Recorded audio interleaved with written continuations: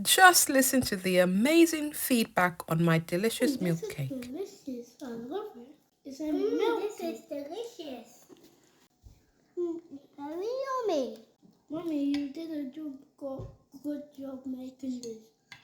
Be sure to watch this whole video for all the steps that you need to make your own milk cake at home. For starters, make sure that you clean your mixing utensils thoroughly with lemon juice.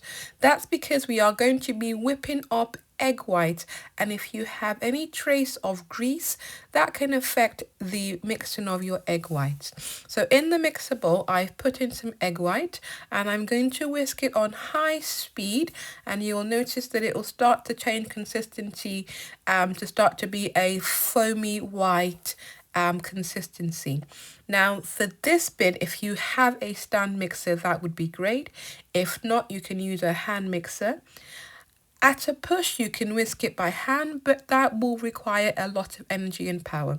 So you can start to see that the egg white is now starting to be white and frothy. So this is how it starts to look. Now, this is why it's important that you have no grease, because if you have grease, then you may not get the right consistency.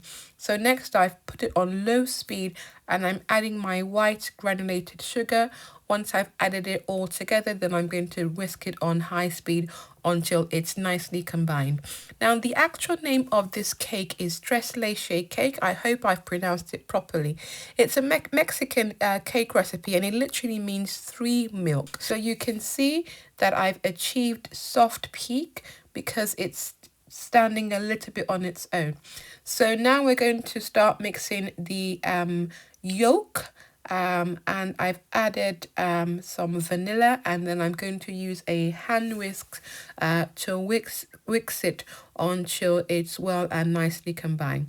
Now, while we're here, I want to remind you, if you haven't subscribed, please click the subscribe button and also turn on all notification button so that you know when I post a new video. So you can see the consistency has changed. So that is what your egg yolks should start to look like at this stage. Now we're going to add the flour to that mixture, as well as baking powder, and also add in the milk.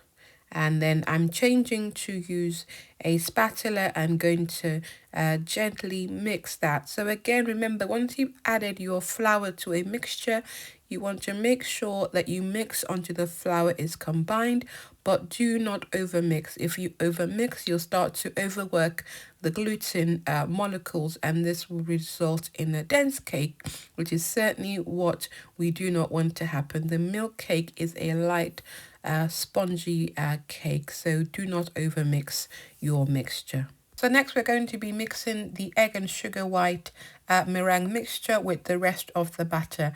Now you want to have a delicate balance between mixing it well so that it incorporates it together, but you don't want to be too vigorous because you don't want to knock out all that air that you have whisked into the egg white mixture, because that is part of what is going to make your sponge cake airy and soft and fluffy. So you want to have a good balance. Now, I do it in 2 steps so that it's easy to mix together. And even though I sped it up, I'm just going to show you how I mix it so that when you're making your cake, you can see exactly how you go from just a separate egg white and the batter mixture, and how it all comes together nicely. So don't rush this process, just go step by step, and then your batter should look like this at the end. So pour it into your cake tins that you have already prepared, pop it in the oven. So I'm releasing the cake out of the cake pan and flip it over, and it comes nicely. You can see that it's a nice, beautiful, spongy cake. So this is just part 1 of the process. The next part is we're going to prepare to soak the cake with the milk. So in that same cake pan, line it with some cling film, and then pop your cake back into that tin. Then you want to poke lots of holes. Now, ideally, you can use a skewer. I only had my cake tester, so it was small holes, but the whole essence is to poke lots of holes into the cake. Now we're going to prepare the milk mixture. We're using 3 different kinds of milk: skimmed milk, evaporated milk, and condensed milk. Add them all together in a bowl, and then we are going to then whisk it all together. And that's going to be our milk mixture, which we're going to soak into the cake. So pour the mixture into the cake. Be sure to pour at the edges, at the middle, all around your cake, so that all that milk soaks into your cake. And once that's done, make sure the milk is evenly distributed, and then we're going to cover the cake with the cling film and pop it ideally into the fridge overnight to allow the sponge cake to soak up all that milk goodness. As you can see, when I take the cake out of the cake pan, it's not a soggy cake at all. All that milk is being incorporated into the sponge cake, and when you taste it, you will taste all that beautiful milk in that soft sponge cake. And I'm just adding a layer of buttercream to the cake. I think in here I've used French buttercream. I'm sprinkling just some cinnamon to give it some added flavor, and voila, my milk cake is ready.